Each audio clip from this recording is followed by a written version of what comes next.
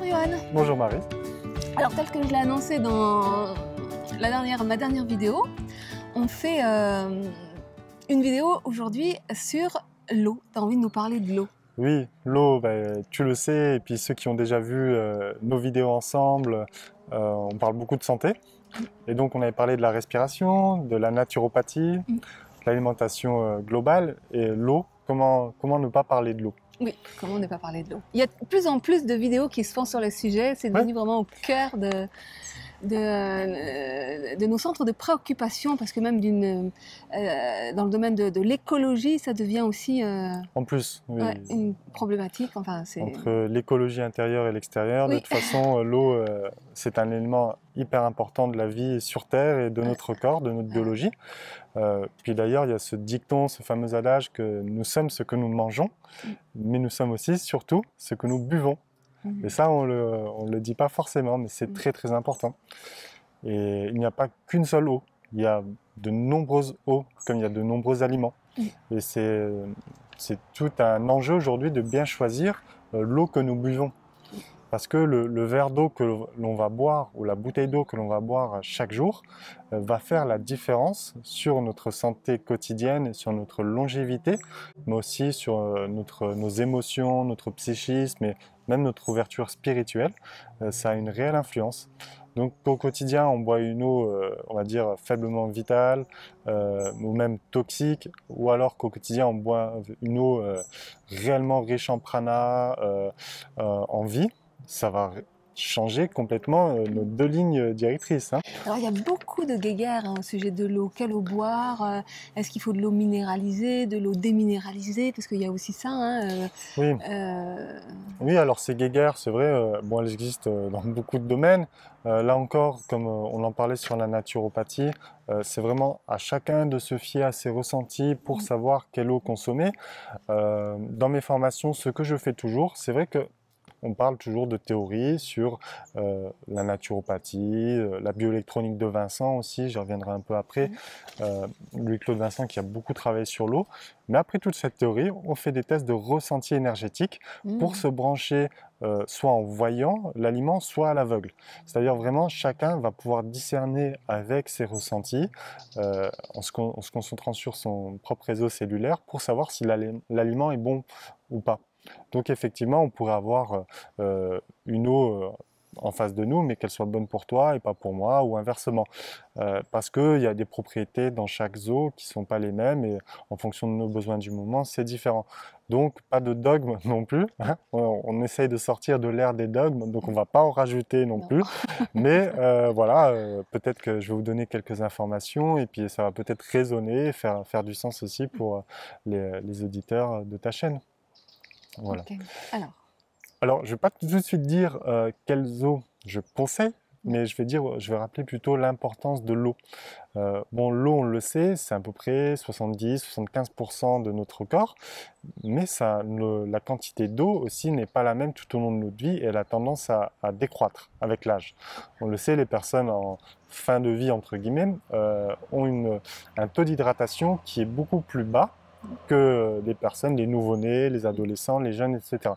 Ça aussi, tout simplement, c'est dû à une donnée assez simple, c'est-à-dire que toutes les eaux ne nous hydratent pas de la même façon.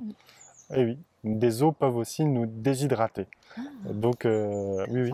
Du coup, on garde cette information et on reviendra là-dessus après.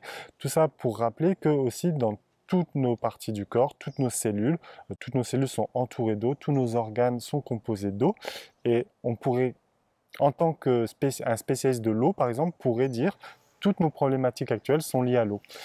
J'ai envie de dire, par exemple, le cerveau, la matière grise du cerveau est composée à 90% d'eau. Si on part du principe que tous les jours on boit une eau de mauvaise qualité, et qu'on se dessèche cellulairement, petit à petit, hein, c'est pas 1% tous les jours, parce que là, on fait un trimestre et c'est fini, même pas. C'est sur des années, on perd à 0,01%, voilà, et puis tout ça, jour après jour, mois après mois, ça fait qu'on a perdu 10-15% d'eau dans notre vie. Mais si on perd 1, 2, 3, 4% dans notre cerveau, qu'est-ce qui va se passer?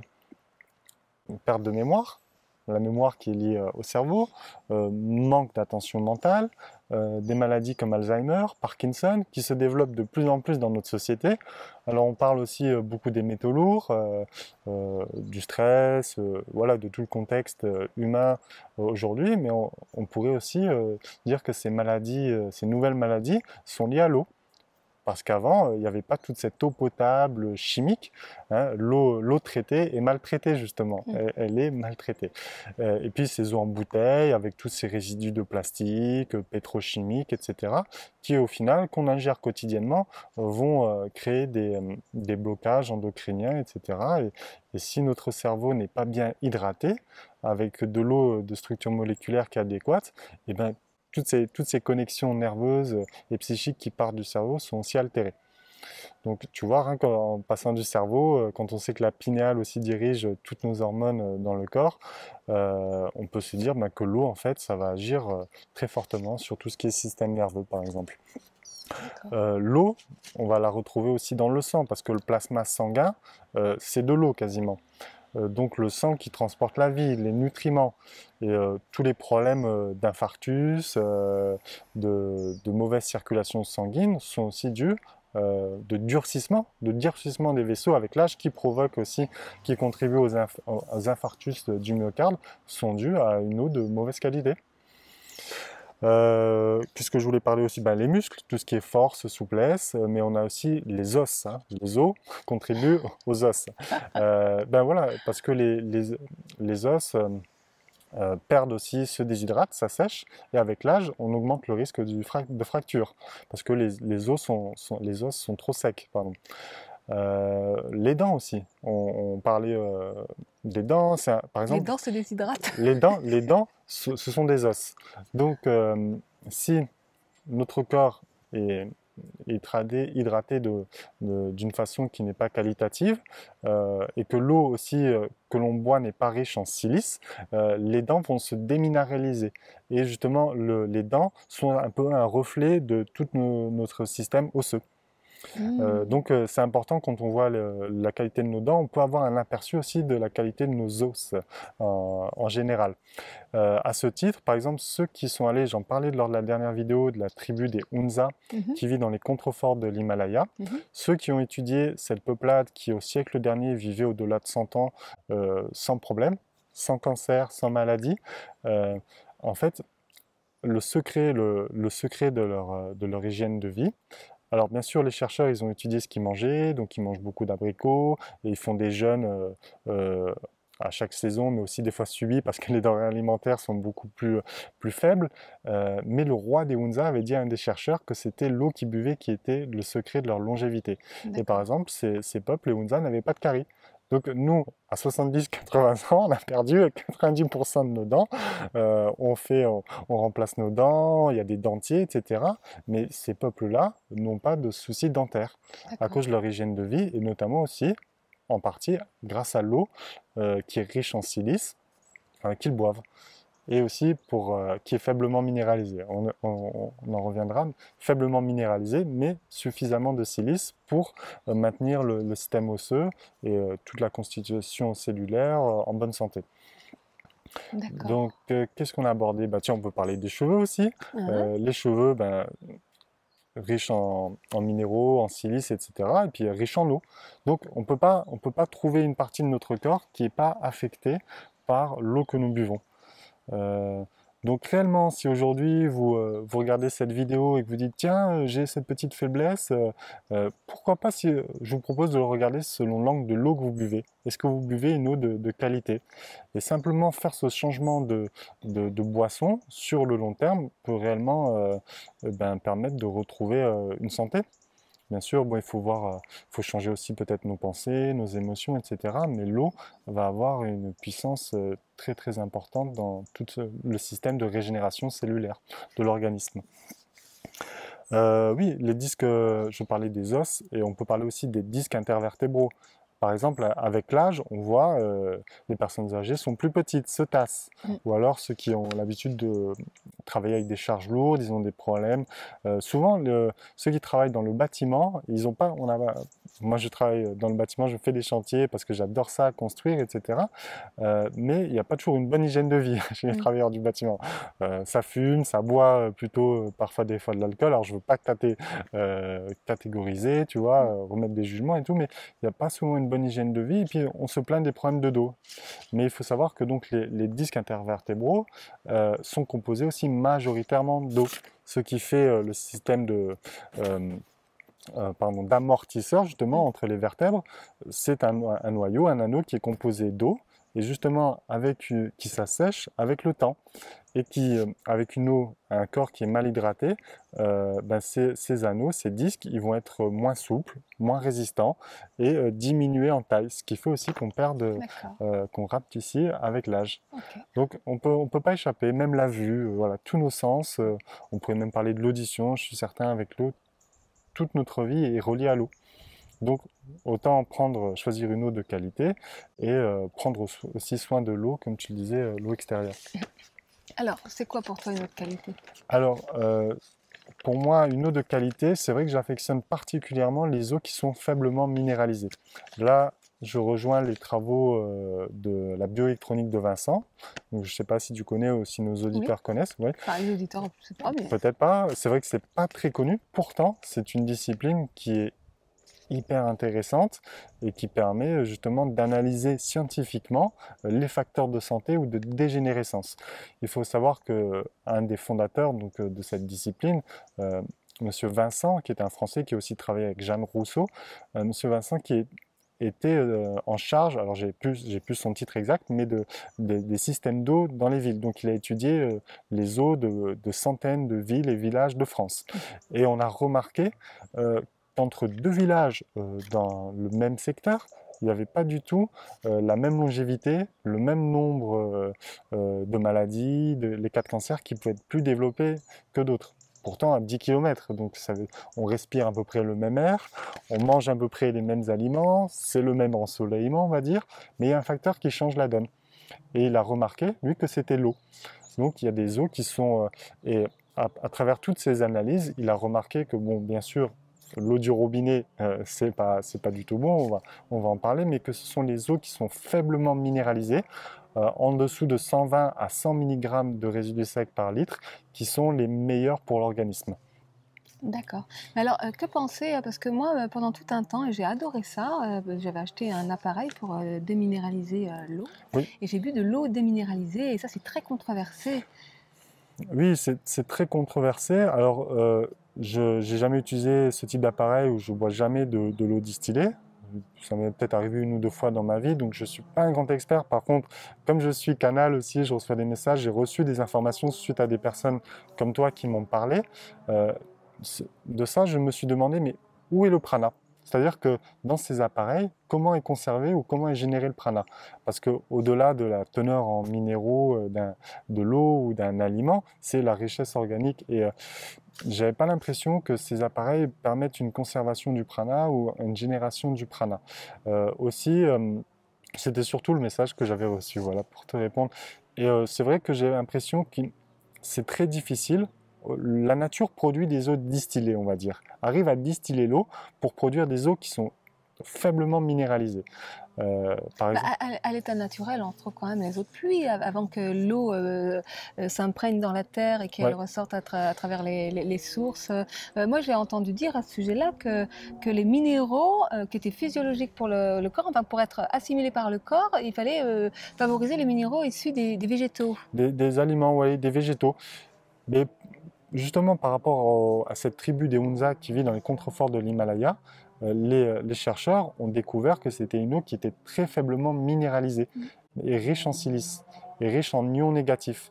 Donc, réellement, et puis la bioélectronique de Vincent a confirmé ces recherches. Donc, il y a eu des recherches un peu partout dans le monde qui concordent à dire que, quand même, que les eaux faiblement minéralisées sont meilleures pour la santé. Parce que les eaux qui sont trop minéralisées vont encrasser les filtres et favoriser notamment tout ce qui est calculs rénaux. Donc, en fait, il faut savoir qu'au cours de notre vie, on consomme 1 à 2 fois notre poids en minéraux. C'est-à-dire qu'on pourrait faire de nous-mêmes une statue de pierre, ou fois 2. Donc, entre quelqu'un qui boit une eau qui va, on va dire, à 50 mg de résidus secs par litre et quelqu'un qui va boire une eau qui est chargée à 500 mg de résidus secs par litre, ça fait 10 fois plus. Donc, comment aussi gère nos filtres? Si déjà on n'a pas une bonne alimentation et que nos filtres, parce qu'on mange trop de viande, trop de produits gras, de produits céréaliers, qu'en plus on rajoute de la substance que nos reins et tous nos organes doivent filtrer, là ça va favoriser tout ce qui est le système de caillots et de cailloux dans l'organisme. Alors, comment on se procure cette eau faiblement minéralisée? Comment on peut la produire? Alors, il y a plusieurs eaux. Il y a les eaux naturelles qu'on peut aller chercher à la source. Par exemple, nous, j'habite à Bugarach et on a la chance d'avoir beaucoup de sources d'eau autour de nous. Euh, j'ai acheté un testeur de résidus pour savoir la teneur en eau. Par exemple, celle de Bugarach, elle est à 90 ppm, c'est-à-dire en dessous de 100 mg de résidus secs par litre. Donc la nature produit des eaux faiblement minéralisées. Okay, donc c'est quoi le critère? C'est en dessous de combien? En dessous de 100 mg. 100 mg, voilà. d'accord. Sur le testeur, ils appellent ça des ppm, c'est-à-dire des particules par million, ou des milligrammes par litre, c'est à peu près c'est l'équivalent. Dès qu'on dépasse ce 100 mg... Ouais, 100, 120, on ne conseille pas trop. Voilà, après, bien sûr, ne pas reproduire des dogmes, quand on l'a dit. Il faut varier les eaux si on a la possibilité de les varier. C'est pas... Mais des eaux qui sont fortement minéralisées et que parfois on nous vend justement en nous disant mais voilà, ce sont des eaux avec beaucoup de magnésium, beaucoup de calcium, etc. Il faut savoir que ce sont souvent des eaux qui au siècle dernier on utilisait en tant que cure. On allait en cure, je ne sais pas où, Contrex, Vittel, bon, je me rappelle plus de toutes les teneurs des eaux, mais des eaux justement de cure, des eaux thermales qui sont riches en minéraux, mais à consommer sur des petites périodes. 10 jours, 2 semaines, 3 semaines au maximum, qui vont aider l'organisme à se recharger en minéraux, mais pas toute l'année. Donc il faut vraiment distinguer les eaux de consommation courante des eaux de cure. Et ça, ce sont deux choses différentes. Si on n'a pas la chance d'avoir une source d'eau où on a de l'eau faiblement minéralisée et qu'on veut en acheter dans le commerce, bon, il y a plusieurs marques qui sont très très bonnes. Montcalm, en général, les eaux qui sont commercialisées dans les magasins bio sont des eaux qui sont réellement bonnes pour la santé. En fait, c'est réellement ça. Alors on dit aussi que les eaux bouteilles, elles sont plus vraiment vivantes. Il est où le prana là-dedans? Oui, bien sûr, tu as tout à fait raison. Et puis en bioélectronique de Vincent, il y a aussi des tests qui ont été effectués, c'est-à-dire le pouvoir d'oxydoréduction entre le prélèvement de l'eau à la source et des tests qui sont effectués 3 mois après. On voit que les coordonnées se déplacent et l'eau a tendance à s'oxyder, donc elle perd son pouvoir antiradicalaire et de rajeunissement, de régénération cellulaire. Néanmoins, ces eaux restent quand même bonnes parce qu'il entre justement, en fait, c'est vrai que dans les magasins bio, l'eau est réellement plus bio que les autres eaux, j'ai envie de dire. Et ça a un réel choix, ça a un réel impact. Et même, j'ai envie de dire aussi, par exemple, si on boit de l'eau très fortement minéralisée ou avec des produits pétrochimiques dans la bouteille, ou même de l'eau du robinet, c'est un peu comme si on se mangeait tous les jours, comme si on allait tous les jours au fast-food. Donc, tu vois, est-ce qu'on le ferait? Il y en a qui le font, mais nous, on ne le fait pas. Mais réellement, le choix de l'eau, c'est un choix de santé. Dire, OK, c'est comme l'aliment physique, l'aliment dense, c'est est-ce que je veux au fast-food tous les jours? Non, je ne le fais pas pour rester en santé. Donc, je choisis une eau de qualité. Donc, par exemple, bon, je ne sais pas si j'ai le droit de faire la pub, mais j'ai pris avec moi, en ce moment, j'ai cette bouteille. C'est vrai que dans le nord de l'Italie, il y a aussi une eau, bon, j'en ai cité plusieurs, donc je peux en citer une de plus, ça s'appelle l'Oretana. C'est une eau du nord de l'Italie qui, elle, est l'eau la plus légère d'Europe. Ils la vendent comme ça, elle est à 14 mg par litre de résidus secs. Et pour l'avoir bu, j'ai fait une cure d'eau, justement. Au lieu de prendre des huiles essentielles, me dire, tiens, j'ai une affection, j'ai quelque chose, je souhaite de prendre un produit, de la spiruline ou quelque chose pour me redynamiser, je bois de l'eau. Et ça, c'est quelque chose de très simple, mais on n'y pense pas forcément. On se dit, tiens, l'hiver arrive, l'automne arrive, qu'est-ce que je fais? Je vais faire une cure de vitamine C, je vais prendre la propolis, je vais prendre ça. Mais si on commençait par l'eau, juste se faire une cure de 2 à 3 semaines d'eau hyper pure, hyper bonne. L'Oretana, on trouve ça où? L'Oretana, pareil, cette eau est plutôt vendue dans les magasins bio, mais pas tous les magasins bio en vendent, parce que c'est aussi une eau qui est plus chère. Elle est embouteillée dans des bouteilles en verre, bleutée, tu sais, pour éviter les rayonnements électromagnétiques. Et puis, en plus, c'est une eau qui n'est pas, il n'y a pas de forage mécanique. C'est une eau qui laisse remonter à la surface pour être mise en bouteille. Donc là, c'est pas du tout un système productiviste. Et cette eau, quand je l'ai bu, quand je la bois, j'ai ressenti réellement une capacité d'hydratation qui est importante. Ça me fait revenir à ce qu'on parlait au début de la vidéo sur le pouvoir d'hydratation. Justement, ces eaux faiblement minéralisées ont en règle générale un pouvoir d'hydratation qui est plus élevé. Comment ça se fait? Les scientifiques ils décrivent ce processus à travers un phénomène, un paramètre qui s'appelle la tension de surface. Donc, je te l'ai expliqué, je crois, dans la vidéo précédente. C'était plus la tension de surface est forte, moins l'eau pénètre dans les cellules. Et le rôle de l'eau, il y a deux grands rôles de l'eau. C'est hydrater les cellules, apporter de l'énergie grâce à l'eau qui transporte l'information, mais aussi nettoyer les cellules et nettoyer le corps. C'est un peu comme si nos cellules, elles ont une membrane, c'est un peu comme une salle, une pièce. Pour entrer dans la pièce et nettoyer, passer le Karcher, si la pièce est dégueulasse, si on a un cancer par exemple, il faudrait que l'eau pénètre dans la pièce. Imagine ta maison, il y a une pièce qui est vraiment, là tu n'as pas nettoyé depuis 2-3 mois, mais la porte est fermée. Tu ne vas pas pouvoir la nettoyer. Et bien l'eau, elle a une sorte de code, de mot de passe, de clé. C'est justement sa tension de surface qui va lui permettre de pénétrer ou pas dans la cellule. Et la plupart des eaux que nous consommons ont une tension de surface qui est beaucoup trop élevée, ce qui fait qu'elles ne sont pas assimilées par les cellules et qu'en fait, elles font juste passer et qu'on les rejette via les voies urinaires très peu de temps après, juste après les avoir bu. Donc, et même, tu sais, c'est qu'un peu comme quand on passe de l'alimentation industrielle au bio, on a tendance à moins manger. Je pense que tu l'as vécu aussi, on mange beaucoup moins parce que les aliments sont plus nutritifs. Et bien, quand on boit des eaux qui sont réellement assimilables par le corps, on en boit moins parce qu'elles nous hydratent réellement. Alors quand on nous dit il faut boire 1,5 litre, 2 litres d'eau par jour, le sens il est où là-dedans? Parce qu'on ne nous dit pas quelles eaux boire, et puis en plus entre deux eaux, le pouvoir d'hydratation il peut varier de 1 à 10 ou voire de 1 à 100. Il faut dire que même, c'est une statistique incroyable, ceux qui ont étudié l'eau des Hunza, qui est hyper pure, une des eaux les plus pures dans le monde, ils ont remarqué que les Hunza, ceux qui buvaient en un verre d'eau, il fallait peut-être 100 000 ou 1 million de verres d'eau des eaux de grandes villes du robinet polluées pour atteindre le même niveau d'hydratation. Tu imagines ce petit être-là dans les montagnes, il boit chaque jour ce verre d'eau.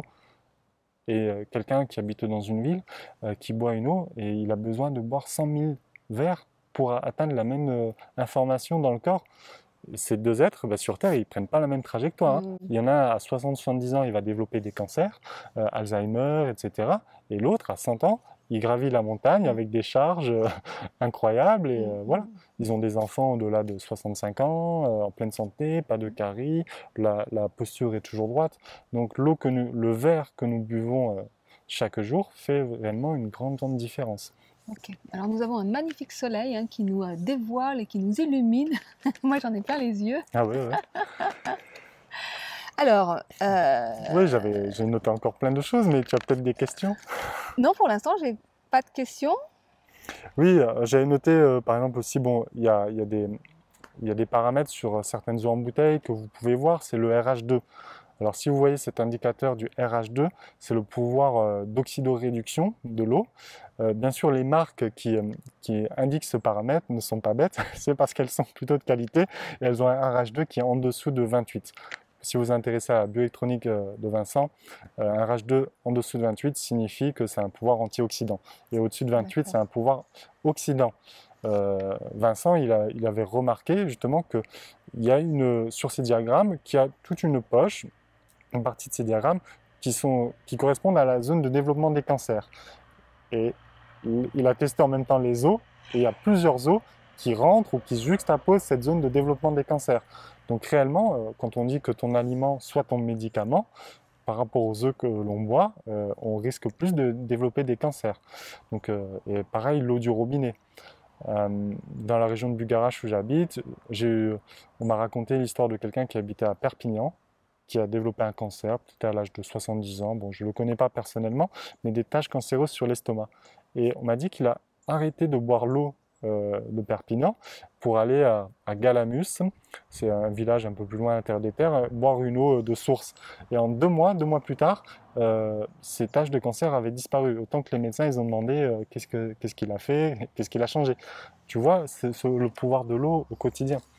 Oui, après, c'était peut-être pas dû uniquement à l'eau. Pas forcément que ça, mais ça y contribue. Parce que le pouvoir de libération des émotions, d'accueil, d'acceptation, enfin, il y a plein de choses. Tout est relié. Ouais. Par rapport à ce pouvoir des émotions, bah, par rapport à l'eau. Si on ne boit pas de l'eau de qualité, il y a ce qui se produit dans le corps, un stress oxydatif, parce qu'on boit des eaux oxydées. Donc notre corps s'oxyde, dégénère. Et ce stress oxydatif va générer un stress émotionnel et physiologique. Et par exemple, quand j'ai justement changé de façon de boire, le type d'eau que je buvais, je sentais beaucoup de paix. Et même, je vais te dire, quand j'ai connu cette eau du nord de l'Italie, je rappelle le nom, l'Oretana, et quand j'ai vu ceux qui me l'ont proposé, c'était au Salon Zen de Paris, là, il y a encore 2-3 semaines, j'ai vu, ils étaient en paix, ces gens-là. J'ai tout de suite su que c'était grâce à l'eau qu'ils buvaient. Il n'y a pas de secret. L'eau, l'élément eau en alchimie, en énergétique, elle est reliée aux émotions. Donc boire une eau de qualité, ça nous apporte de la paix quotidienne. C'est clair et net. L'eau est reliée aux émotions, les émotions sont reliées à l'élément eau. Voilà, tout simplement. Après, c'est vrai que des fois, on se pose la question, faut-il boire de l'eau alcaline ou pas? Alors, acide ou alcaline, parce qu'on dit souvent qu'il faut manger de façon alcaline. Là, c'est une question... Donc, juste préciser, manger de façon alcaline, non, pardon. Manger des aliments qui alcalinisent le corps, qui apportent des minéraux et qui donc neutralisent les toxines et les acides qui sont... etc. Et ça, tout ça, on le trouve dans les végétaux, dans les légumes, dans l'alimentation crue, enfin, etc. Oui, voilà. Il faut savoir, par exemple, que c'est pas forcément parce qu'une eau est acide qu'elle est mauvaise. Au contraire, on a même remarqué en bioélectronique de Vincent que les eaux qui sont généralement les meilleures sont légèrement acides. C'est comme un peu le citron. Si on mesure le pH du citron, il va être autour de 2,5. Alors que normalement, l'équilibre, il est à 7.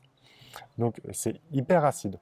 Parce que de 7 à 6, ça ne veut pas dire que c'est 2 fois plus acide, c'est 10 fois plus acide. Une variation de 10 sur l'échelle du pH, c'est 10 fois plus acide. Donc le citron, il est 10 puissance je ne sais pas combien fois plus acide que la norme, on va dire. Mais il a un pouvoir alcalinisant dans le corps. Tout à fait. Grâce au potassium, à la vitamine C, etc. Tout ce qu'il apporte. Il est acide au goût, mais dès qu'il descend dans le tube digestif, il a un pouvoir alcalinisant. Il permet il a un pouvoir antiradicalaire, voilà, antioxydant. Comme tous les fruits d'ailleurs. Comme tous les fruits, ouais, en règle générale, je n'ai pas étudié tous les fruits, mais la plupart des fruits ont ce pouvoir. Voilà. Bah, tu le sais bien parce que tu donnes des stages sur ce sujet de détox grâce au jus. Ouais. Ça Transition alimentaire et détox émotionnel, c'est ça. Voilà. Ah bah oui, donc tu sais bien que le pouvoir des jus et des fruits est très important. Et pareil au niveau de l'eau, c'est pas parce que vous allez voir sur votre étiquette ou vous allez tester une eau à la source que l'eau est acide, légèrement acide, qu'elle n'est pas bonne. Au contraire, parce qu'elle va justement être riche en silice, riche en prana, riche en ions négatifs, elle va avoir des effets équilibrants sur le corps. Ok. Super intéressant. Alors, est-ce que tu as beaucoup de choses à nous dire? Parce que là, le temps passe et que la vidéo se rallonge. Oui, bon, je vais essayer d'être succinct, mais pour ceux qui habitent en ville, c'est vrai est-ce qu'il faut installer un système de filtre, dynamisateur de l'eau? Alors, il y a 3 paramètres qui sont importants par rapport à l'eau du robinet. Déjà, le premier, c'est le filtre. Il faut bien sûr filtrer tous les perturbateurs, toutes les substances nocives qu'il y a dans l'eau du robinet. Les métaux lourds, le chlore, les résidus médicamenteux, etc. Ensuite, une fois que c'est filtré, ça ne veut pas dire que l'eau elle est bonne à boire. Parce que si vous enlevez tout de l'eau, c'est pas bon de boire de l'eau distillée tous les jours. Il faut la redynamiser par osmose inverse, par voie magnétique, par le pouvoir de l'intention, etc. en faisant aussi ce mouvement de spirale, les chercheurs ont remarqué que le mouvement de spirale, qui est naturel dans la nature, hein, naturel dans la voiture, dans la nature, pardon, c'est une redondance, mais les ruisseaux, quand l'eau serpente dans les ruisseaux, il y a ce phénomène de vortex, de spirale qui se crée naturellement. Les cellules qui s'entrechoquent, qui se divisent, qui se mettent à un niveau encore plus microscopique et assimilable. Pareil, il faut réussir à le reproduire, donc c'est pour ça qu'il y a des mouvements de spirale dans les générateurs à osmose inverse. Mais vous pouvez aussi, une fois qu'elle est filtrée, rajouter des plantes sauvages, comme des orties, de la prêle, ou rajouter quelques gouttes de citron qui vont reminéraliser et réinsuffler de la vie, de la vitalité, du prana à l'eau que l'on boit. Voilà, ça c'est pour le cas des eaux du robinet. C'est réellement un investissement parce qu'une bouteille d'eau, le prix ça peut varier, je ne sais pas, entre 40 centimes, 80, je ne connais pas le prix de toutes les bouteilles d'eau vendues dans le commerce, mais acheter un sorte de filtre et générateur osmose inverse, ça peut être un bon investissement si on n'a pas la chance d'avoir une eau de qualité. De toute façon, on va le rattraper parce que quel est le prix d'un cancer, quel est le prix d'une fracture du col du fémur, on parlait de remplacement des dents, de plein d'organes, de baisse de la vue, etc. Quel est le prix de tout ça, de ces opérations qu'on risquerait de payer un jour ou l'autre? Donc c'est vraiment important. En sachant, parce que tu le précisais aussi lors de ta dernière vidéo sur la naturopathie holistique, qu'il n'y a pas que ce qu'on met dans son corps physique qui impacte la santé physique, il y a toutes les autres nourritures, hein, nourriture mentale, nourriture émotionnelle, nourriture spirituelle, etc. Que nous sommes invités à comment dire, à ingérer aussi, enfin. Oui, on se nourrit de tous les éléments. De tout ce qui est. Donc accueillir la vie, accueillir l'eau, prendre soin de l'eau aussi, c'est très très important. Changer notre façon de produire nos aliments, ne pas utiliser de produits chimiques qui vont être dans le sol et aller dans les nappes phréatiques. Éviter de polluer l'air au maximum parce que l'air, avec les nuages, ça va redescendre, ça va faire des pluies acides et déformer aussi la structure et l'énergie de l'eau. Donc on doit prendre soin de l'eau. L'eau, c'est on parle qu'on entre dans l'ère du Verseau. Alors, il y a deux choix. Hein. Encore une fois, soit tu décides, soit tu décèdes. Si on ne prend pas soin de l'eau, on va le payer. L'eau, il va y avoir des cataclysmes, des inondations, des choses dans l'ère du Verseau qui vont nous rappeler à l'ordre. Mais si aujourd'hui on prend soin de nous et on prend soin de la nature, des rivières, des océans, des mers, donc là, je pense que la nature nous le rendra et qu'on aura une vie de qualité.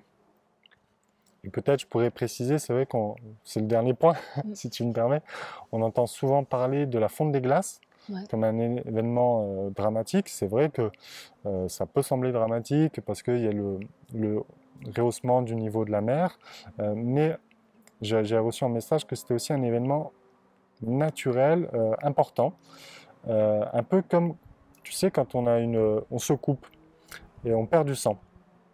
On a des stocks de globules rouges dans le corps qui vont permettre de réinsuffler des globules rouges et maintenir à peu près un niveau sanguin adéquat. Voilà. Et ben, l'eau, il y a des réserves, si tu veux, d'eau. Ce sont les glaciers des montagnes et les glaciers arctiques, antarctiques. Tout cela, c'est de l'eau qui est hyper pure. J'avais vu les travaux, des images qui ont été réalisées sur les travaux du docteur Masuro Emoto, où on peut voir que les eaux qui sont cohérentes, parfaitement cristallines, organisées de façon parfaite sur le niveau microscopique, cellulaire, sont des eaux de qualité. Et j'ai vu l'eau d'Antarctique, d'Antarctique, qui avait vraiment cette forme du flocon de neige parfaite. Et à côté, il y avait l'image d'une photo où il y avait l'intention de l'amour qui était posée. Et je trouvais l'eau de l'Antarctique beaucoup plus pure que l'eau de l'amour. J'avais un stage quelques jours après. Je dis, mince, je ne peux pas dire à mes stagiaires, l'Antarctique, c'est plus fort que l'amour. Là, je ne pouvais pas dire, je dis toujours dans mes stages que de toute façon, la force la plus élevée, c'est l'amour. Donc là, j'étais scotché, je dis, bon, j'attends de recevoir. Et quelques mois plus tard, j'ai reçu la réponse. Parce que je dis, mince, donnez-moi l'information, pourquoi j'ai vu ça?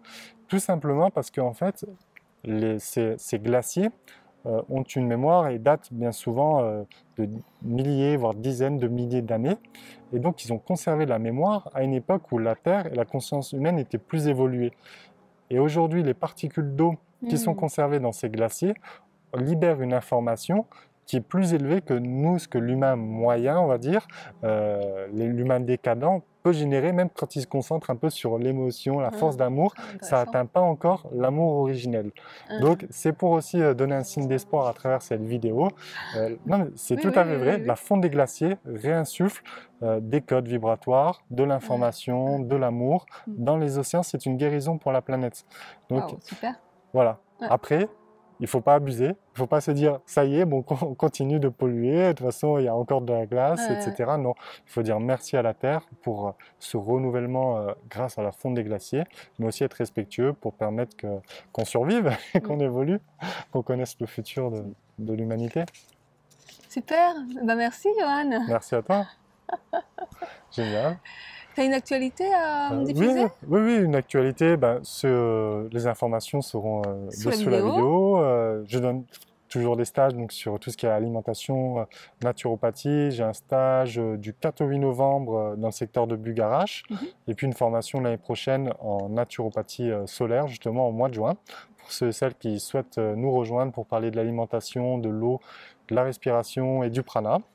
Vraiment pour adopter les bons gestes au quotidien et se régénérer aussi pendant le séjour. Voilà. Un livre à sortir aussi sur le thème de l'alimentation, mais il sortira plus tard, donc je ne peux pas encore annoncer de date. Et toi aussi, je sais que tu as des actualités sur les stages.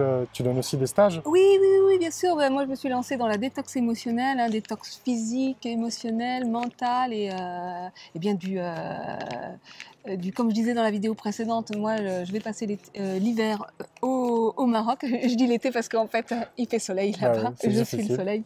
Et donc, si vous avez envie de me rejoindre pour un stage de 8 jours de détox émotionnelle, physique et mentale, c'est du 20 au 28 novembre. Je vous mets le lien aussi sous la vidéo.